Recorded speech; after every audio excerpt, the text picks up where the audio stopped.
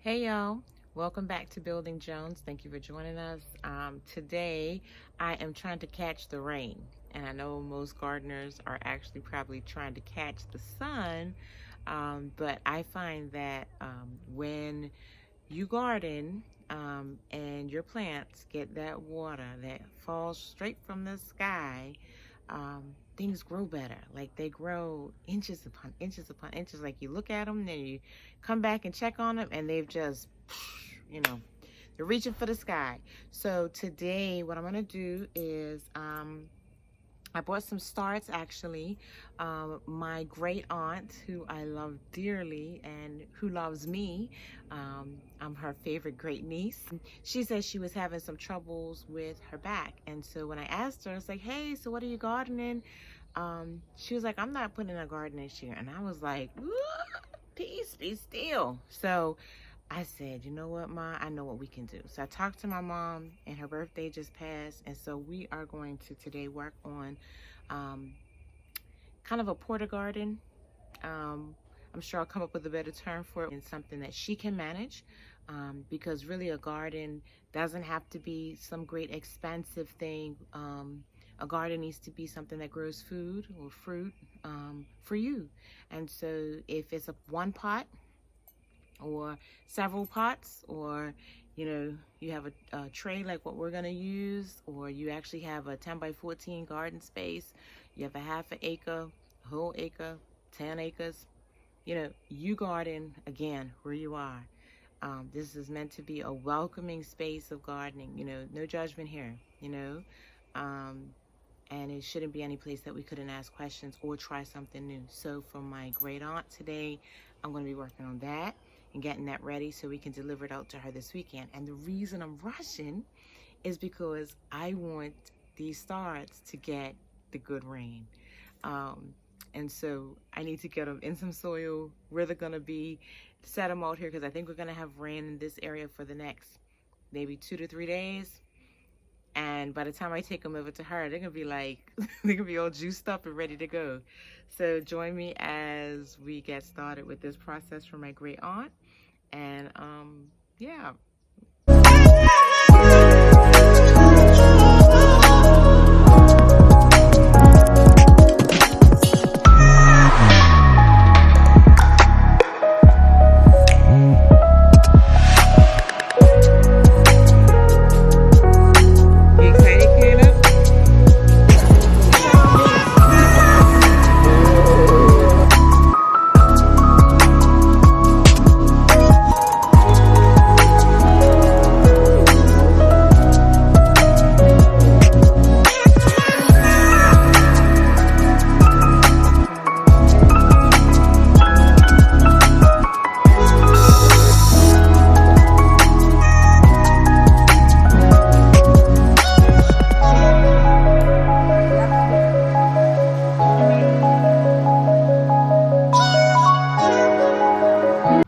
Okay guys, so we're back. So I went to the nursery and grabbed some starts for my aunt. And yes, I can start seeds, but it just takes longer. And so in this instance, what I'm trying to do is just get her going, so that she can enjoy some of these things, rather than waiting for the seeds to grow. So I sent her a text and I said, hey, what are some things that you veggies that you enjoy, because she has a specific diet and there's some things that don't do well with her system. And so she was able to tell me, and that's another benefit of gardening, right? Like when you grow your own food, you get the luxury of picking things that you like. And so even if it's not available at the grocery store, you are actually able to decide, I want yellow peppers or I like orange peppers only. What we're gonna do is I decided to take a page out of Lead Farmer 73's book. Thank you, Lead Farmer. We are going to use a mortar tub. And so I'm not sure if you can see that. That's even upside down. But if you see that, I don't know if it's focusing, but it is a medium mortar tub. Mortar as in cement. This is usually what is used to mix cement on construction sites. And so you can find them in Home Depot. They are over by, actually by Lumber. Not the row. This is crazy. Don't ask me why I know this, like, because I go so often to get them. But not the row where you get tubs and things, but actually over where you were in Lumber and the drywall mud. It's like in those rows over there. So where you think it might be, it's not. It's on the other side by Lumber. And so I like this tub. This is the medium. I have some larges as well, but because my aunt has mentioned that she has back pain, I kind of feel like a smaller size would be better for her to manage. Envisioning that she can put this on top of almost like a table in her backyard, or she can put it on the top of a 2 5-gallon buckets that are flipped over. Flipped over, she can set it right on top of there, up against the wall, and so, or even a stool. But it'll get it up off the ground. There's no wood lumber costs. I don't remember how much it was, maybe $8 or $9, I think. But great cost as far as the durability of it, and the ease. The convenience is what you're paying for here. I mean, I can build a raised garden bed, but let's just be convenient. And so on the back side, there's actually, it's already got little areas where I will put holes using my drill.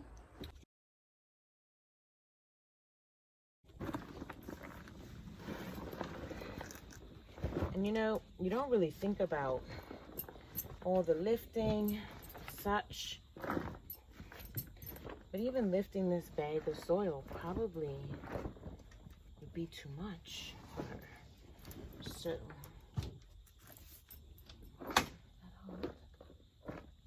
I don't have my gloves, but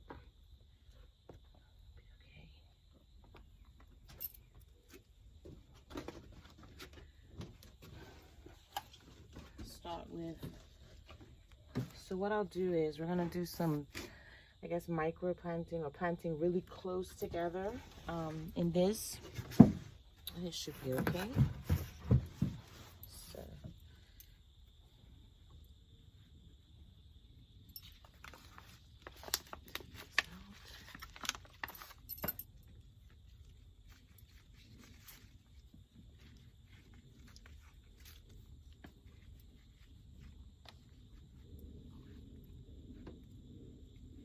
what I'll do is I'll put 3 over here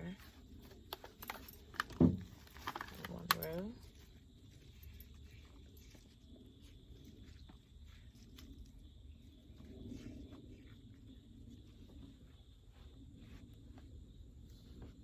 And I'm not putting any amendments in this soil. This soil kind of comes with a good bit. It's a, I guess, humus, compost, kind of. And so it's really got all the good stuff in it. And these will look better once they, this one is broken, once they get this water that's threatening to come. And we'll do 3 collards next to it.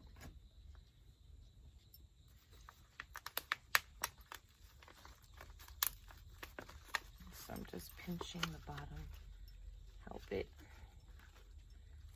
get up along through there,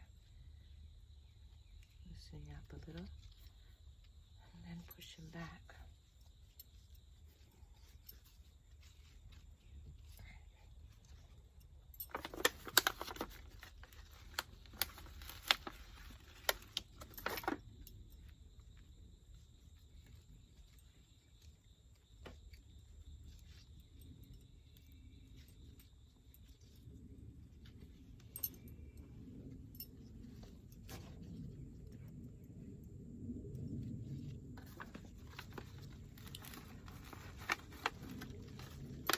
Going to give them, make sure they have some soil down below the roots, and then pat back around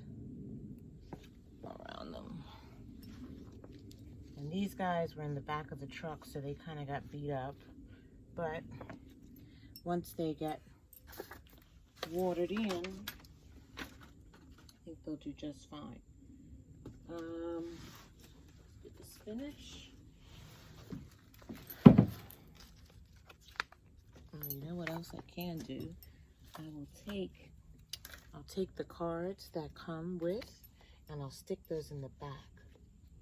Even though she'll know, because she was raised in a home where her mother and father did a lot of gardening. She's actually my go-to a lot of times when I have questions about things, about what's good timing and such to put things out. And so she gave me a tip. She said, you know, her father would always put the watermelon out on Good Friday. He would plant his watermelon seeds on Good Friday. And she did say it was much warmer back then, but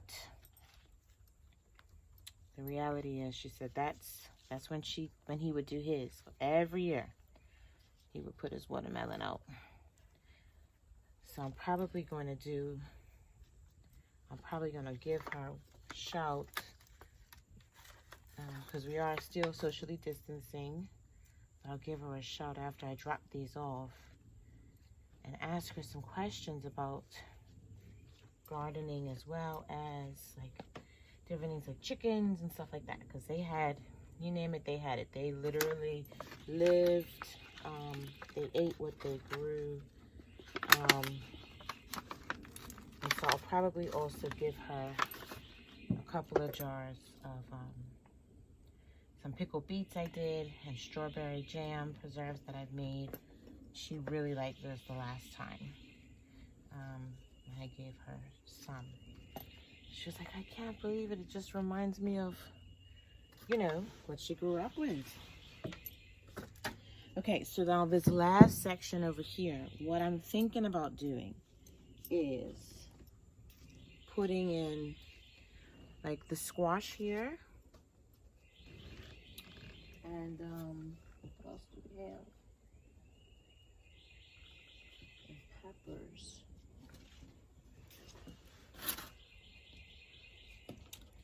And I have some cucumber. So squash is they'll run. And so she has this, for example, on a table or on the ground. They can run out and vine out of the tray. And then this is a tomato plant. So I want to put that with another tomato plant. And then this is cucumber. And so I'll put that there. And that's also another one that'll vine, but will also need perhaps some trellising. So I'll put those off to the side. And then we'll plant the tomatoes in a bigger pot that's what I think that'll work.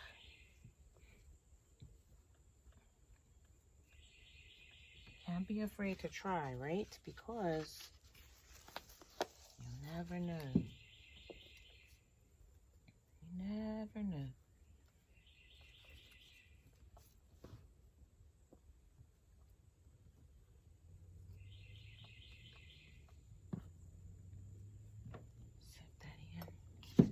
Stand up once you get them watered.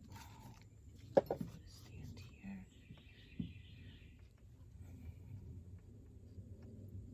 And wouldn't you know, it hasn't even started to rain yet. But open that up a little bit. And these are so dry. I mean, look at that. That's so dry coming from the nursery. You almost feel like you're rescuing the babies.